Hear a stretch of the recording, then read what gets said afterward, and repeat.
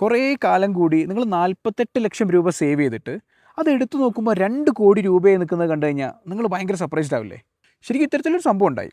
അതായത് ഒരാൾ 20,000 രൂപ പെർ മന്ത് ഒരു മ്യൂച്വൽ ഫണ്ട് ഡിസ്ട്രിബ്യൂട്ടർ പറയുന്നത് കേട്ടിട്ട് ഒരു മ്യൂച്വൽ ഫണ്ടിലേക്ക് SIP ഇടാൻ തുടങ്ങി. ഇയാൾക്ക് SIPയെ പറ്റി ഭയങ്കര ഐഡിയ ഉണ്ടായിട്ടല്ല, പക്ഷേ എങ്കിൽ പോലും ഈ ഡിസ്ട്രിബ്യൂട്ടർ വിശ്വസിച്ചിട്ട് ആൾ ചെയ്തതാണ്.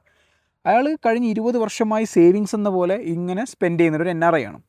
അയാൾ വളരെ വ്യക്തമായി കാൽക്കുലേറ്റ് ചെയ്യുന്നുണ്ട്. 20,000 രൂപ വെച്ച് അയാൾ ഓൾമോസ്റ്റ് 20 കൊല്ലത്തോളം ഇൻവെസ്റ്റ് ചെയ്തു. 48 ലക്ഷം രൂപയോളമാണ് അയാൾ സേവ് ചെയ്തത് എന്നാണ് അയാൾ വിചാരിക്കുന്നത്.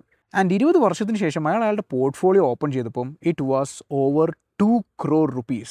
ഞാൻ നിങ്ങൾക്ക് കാണിച്ചു തരാം. ഇവിടെ നോക്കിയാൽ കാണാം 20,000 rupees per month investment 13% CAGR തരുന്ന ഒരു ഫണ്ടിൽ 20 വർഷത്തേക്ക് ഇൻവെസ്റ്റ് ചെയ്യുമ്പം നമ്മൾ മൊത്തമായിട്ട് ഇൻവെസ്റ്റ് ചെയ്യുന്നത് 48 ലക്ഷം രൂപയാണ്.